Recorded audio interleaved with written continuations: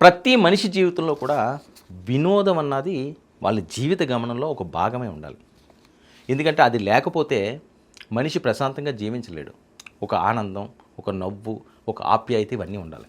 కానీ తెలుగు ప్రజలకు ఈ అంశంలో మొదటి స్థానంలో ఆ వినోదాన్ని అందించిన వ్యక్తిలో నటకిరీటి రాజేంద్ర ప్రసాద్ గారు ఒకరు. అద్భుతం. ఎంతమందిని ఎన్ని ఇబ్బందుల్లో ఉన్నా, ఎన్ని బాధల్లో ఉన్నా ఆయన హావభావాలు చూసినా, ఆయన సినిమాలు చూసినా, ఆయన డైలాగ్ డెలివరీ చూసినా, ఆయన నటన చూసినా మంత్రముగ్ధులు అయిపోవడమే కాకుండా మనసారా కడుపుబ్బ నవ్వుకుంటారు.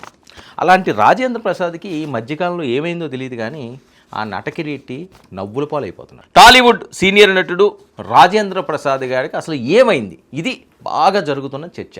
ఎందుకంటే ఆయన మరి వయసు మీద పడి ఏవైనా ఇబ్బందికర పరిస్థితులు ఉన్నాయో, అందుకని ఏది మాట్లాడాలో అర్థం కాక, లేకపోతే ఆ మాటల్లో ఆ ఫ్లో మిస్ అయ్యి ఈ రకంగా మాట్లాడుతున్నాడు. చాలా దారుణంగా ప్రతి ఒక్కరు కూడా ఈరోజు వేలెత్తి చూపే విషయం. ఒక వ్యక్తి ఉన్నత స్థానానికి వెళ్ళిన తర్వాత దాన్ని కాపాడుకోవాలి. ఎవరైనప్పటికీ కూడా దాన్ని దిగజార్చుకోకూడదు. దిగజార్చుకుంటే నవ్వుల పాలు అవుతారు. ఇప్పుడు దాకా నవ్వించిన నటకిరీటి ఆయనకు ఆయనే నవ్వుల పాలు అయిపోతున్నారు, ఆయన్ని చేదరించుకుంటున్నారు అంటే చాలామంది అభిమానులకి బాధగా ఉన్నది, ఆ తరం నాటి అభిమానులకి. ఎందుకంటే గొప్ప నటుడు ఆయన. వినోదాన్ని పంచడం అన్నది సామాన్యమైన విషయం కాదండి. హీరోయిజం వేరే అంశం. ఒక 10 మందిని కొడతారు, 20 మందిని కొడతారు, 100 మందిని కొడతారు, డ్యాన్సులు వేస్తారు, స్టెప్పులు వేస్తారు, అదొక వేరే జానర్. కానీ ఎదట మనిషిని తన హావభావాలతో, తన నటనతో మనసారా నవ్వించగలగడం అన్నది అదొక గొప్ప ఆర్ట్. అది చాలా గొప్ప ఆర్ట్. అది అందరికీ కూడా చేతకంది. అయితే ఇటీవల ఆయన తరచూ వార్తల్లో నిలుస్తున్నారు. ఆస్ట్రేలియా క్రికెటర్ డేవిడ్ వార్న్పై నోటుకొచ్చినట్టు విమర్శలు. వార్న్ ఇలాగంటాడని హావభావాలు ఇవి చేసి చాలా కించపరిచారు. విదేశీయుడు కదండి, ఒక గొప్ప క్రికెటర్ వార్నర్, సామాన్యమైనడు కాదు. సరే, అతనేదో దేనికో ఏదో అవకాశంలో ఆయన యాక్టివ్గా ఉంటారు సోషల్ మీడియాలో, నటన అంటే ఆయనకి ఇష్టం. అలాంటి దాన్ని అడ్వాంటేజ్ తీసుకుని వార్నర్ని వార్నరు ఇదిరా అని చెప్పి ఆయన మాట్లాడడం కూడా చాలామంది చేదరించుకున్నారు. బహిరంగంగానే సారీ చెప్పిన రాజేంద్ర ప్రసాద్ ఓకే, తన తప్పును తెలుసుకున్నారు. బహిరంగంగా ఇప్పుడు చిన్న మాట అంటే చాలు, సోషల్ మీడియా ఎలా ఉంది, విస్తృతంగా వ్యాపించింది. ఎవరి చేతిలో చూసినా సరే అదే ఉంటున్నది. మనం చిన్న తప్పు అని కానీ వచ్చింది అంటే దాన్ని ఎక్కడికో లాగెక్కెళ్ళిపోతున్నారు, చిన్న తప్పు చేస్తేనే. అలాంటిది రాజేంద్ర ప్రసాద్ లాంటి వాళ్ళు బాధ్యత మరిచి ఇష్టం వచ్చినట్లుగా బహిరంగంగా నోటుకొచ్చిన తిట్లు, నోటుకొచ్చిన మాటలు మాట్లాడితే సహిస్తారా? సోషల్ మీడియా ఊరుకుంటుందా? ట్రోల్ చేయదా? అభిమానం ఎంతన్నా ఉండొచ్చు, తప్పు చేశారంటే తప్పని చెప్తారు, అది ఎవరన్నా సరేని. వార్నర్ విషయంలో క్షమాపణలు చెప్పారు. సరే, ఏదో ఆయన బాడిపోయిన దాంట్లోనో లేకపోతే కొన్ని ఇబ్బందికర ఏవో ఉన్నాయి, ఆయన కుటుంబంలో కూడా విషాదాలు నెలకొన్నాయి కాబట్టి అదేదో జరిగిపోయిందిలే పాపం అనుకున్నారు. కానీ మళ్ళీ మొదలైంది. ఏంటిది? ఇప్పుడు మళ్ళీ కొత్త వివాదంలో ఆయన చిక్కుకున్నాడు. వైసీపీ ఫైర్ బ్రాండ్ రోజా, కమిడియన్ ఆలీ వంతు వచ్చిందండి. ఇప్పుడు వార్నర్ అయిపోయాడు. ఇదిగో రోజా గారు, మాజీ మంత్రి ఆలీ, ఆయన గొప్ప నటుడు. చిన్నప్పటి నుంచి ఎన్నో కష్టాలు పడి తనదైన మార్కుతో ఒక అద్భుతమైన నటుడిగా ఎదిగిన ఆలీ అందరికీ సుపరిచితులు. ఆయన కూడా నవ్వుల మహారాజే, అందరినీ నవ్విస్తాడు, కవ్విస్తాడు, మంచి మనసున్నవాడు. ఆలీ గురించి అయితే ఎవ్వరూ చెడుగా మాట్లాడడం నేను వినలేదు, చూడలేదు కూడా. ఇంటికి వెళ్ళినా సరే ఆలీకి సంబంధించి సొంత కుటుంబ సభ్యుని చూసినట్టుగా చూస్తారు. నేను కూడా ఆయన ఇంటర్వ్యూలు అవి చేసినప్పుడు జస్ట్ ఇలా ఫోన్ కాల్ చేస్తే ఎంత ఆప్యాయంగా మాట్లాడతారో ఆ పిల్లలు కూడా. సో అలా ఉండాలి కదా.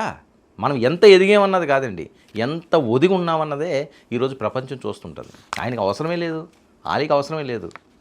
బాగా ఇప్పుడు ఆర్థికంగా చాలా బలంగా ఉన్నాడు. అయినప్పటికీ కూడా ఇప్పటికీ కూడా చిన్నపిల్లలాగా ప్రవర్తిస్తాడు ఆయన.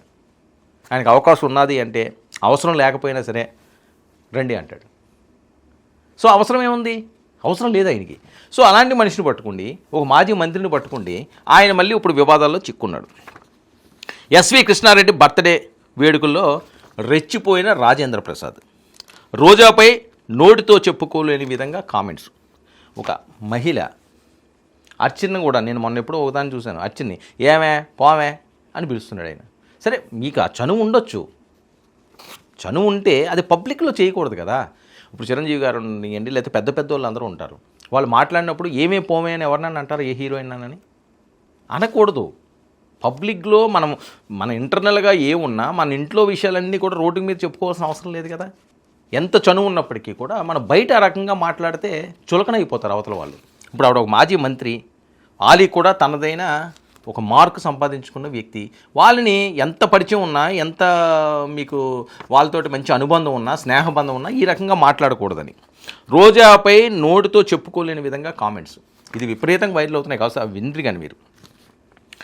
ఇక దాన్ని అంటూ రోజాపై అసభ్యకర వ్యాఖ్యలు. రోజాని ఆమె అనాలి కదా, దాన్ని నేనే తీసుకొచ్చాను, దాన్ని నేనే వేసాను. ఏంటండి ఇది? ఏంటి భాష? ఏం చెప్పాలనుకుంటున్నారు రాజేంద్ర ప్రసాద్ గారు? మీ మీద ఎంతో గౌరవం ఉంది, గొప్ప నటులు, కాదనం. మీ సినిమాలు చూసి మేము ఎంతో ఆనందించాం, మిమ్మల్ని ఎంతో ఆదరించాం, కోట్లాది మంది. కానీ ఈరోజు మీరు మాట్లాడేవన్నీ కూడా అదంతా పోతుంది కదా. ఏమే నిన్ను కూడా హీరోయిన్ని చేశారు కదా అంటూ కామెంట్స్. ఏమే దాన్ని ఏమే నిన్ను కూడా నేను చేశాను కదా హీరోయిన్. ఏంటండి అది? ఏమేంటి? ఇప్పుడు తనకే ఒక ఫాలోవర్స్ ఉన్నారు, ఒక నియోజకవర్గానికి ఆవిడ ఎమ్మెల్యే కింద గెలిచిన ఆవిడ, మంత్రి అయిన ఆవిడ, ఒక స్టార్ హీరోయిన్. దాన్ని పట్టుకుని దేన్నే ఏమే పోవే. రాజేంద్ర ప్రసాద్ వ్యాఖ్యలను రోజా గారు లైట్గా తీసుకున్నారు. ఎందుకంటే సీనియర్లకి ఆవిడ ఎంతో కొంత గౌరవం ఇచ్చింది కాబట్టి ఊరుకున్నారు. లేకపోతే అది ఎంత పెద్ద ఇష్యూ అవుతుంది. ఇష్యూ అయిపోయింది సోషల్ మీడియాలో, ఆవిడ అవునన్నా కాదన్నా సరే. సినీ నటి మాజీ మంత్రిని పట్టుకుని అలా మాట్లాడడంపై రోజా కాస్త సీరియస్ అయినట్టు వీడియోలో చూస్తూ అర్థమవుతుంది. ఆవిడ కామ్ అయినా సరే కాస్త సీరియస్గానే ఆవిడ చూసింది. ఏమంటారు, ఈయనలాగా బహిరంగంగా బరితెగించి మాట్లాడలేరు కదా. ఎంతో కొంత మహిళ కాబట్టి కాస్త తగ్గింది. ఆవిడ మామూలు ఫ్రైడ్ ప్యాంట్ ఏంటి, ఈవిడ కామెడీ స్టార్ అయితే ఆవిడ హాట్ స్టార్. కళ్ళు ఎర్ర చేసిందంటే మామూలుగా ఉండదు. ఆవిడ అంత హీట్ ఉంటుంది ఆవిడలోని. ఆవిడ మాటలు కానీ ఇంకోటి కానీ రగిలిపోతుంటారు. ఇక ఒక మహిళ దాన్ని అని అనడం కరెక్ట్ కాదంటున్న పలువురు ప్రముఖులు. వయసు పెరిగితే సరిపోదు, బుద్ధి పెంచాలి అంటూ డైరెక్ట్గానే రాజేంద్ర ప్రసాద్ గారు మాట్లాడుతున్నారండి. వయసు పెరగడం కాదు, బుద్ధి పెరగాలి అని చెప్పి డైరెక్ట్గానే అంటున్నారు. అలా చెప్పించుకుంటే పరిస్థితి ఎందుకు తీసుకొచ్చుకుంటున్నారు రాజేంద్ర ప్రసాద్ గారు? ఇక ఎక్కడ ఎలా మాట్లాడాలో తెలియదా అంటూ కూడా డైరెక్ట్గా విమర్శలు చేస్తున్నారు. ఎక్కడ ఎలా మాట్లాడాలో, ఎక్కడేం చేయాలో మీకు చెప్పాలా అని. ఈ వయసులో చెప్పాలా? ఎంతమందిని మీరు చూసుకుంటూ వచ్చి ఉంటారు?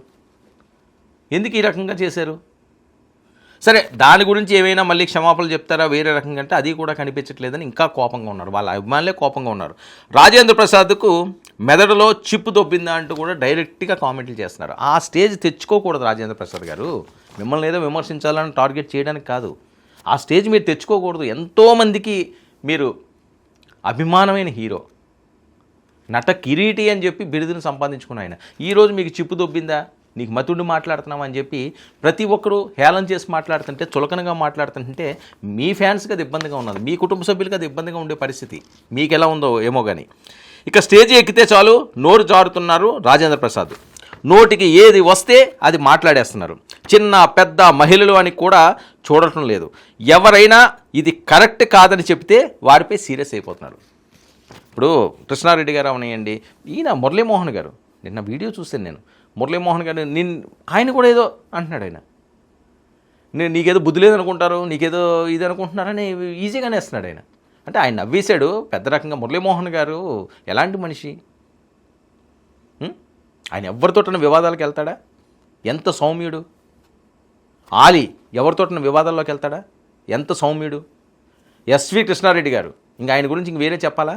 ఇంక ఈ డైరెక్షన్ కూడా నాకు ఈయనే నేర్పాడని చెప్పి ఆయన అయితే సొరకేసాడు. ఆ సొరక అంటుకున్నదో లేదో, ఆయన దగ్గర రిజిస్టర్ అయిందో లేదో తెలియదు. కానీ ఇక మీ కర్మ మీ సంస్కారం మీద ఆధారపడి ఉంటుంది, నేనేం చేయలేను. ఇదండి ఆయన సీరియస్ అయిపోయి, ఇది ఎవరైతే దీన్ని నెగిటివ్గా మాట్లాడారో, మీరు తప్పు చేశారని చెప్పిన వాళ్ళది వాళ్ళ కర్మట.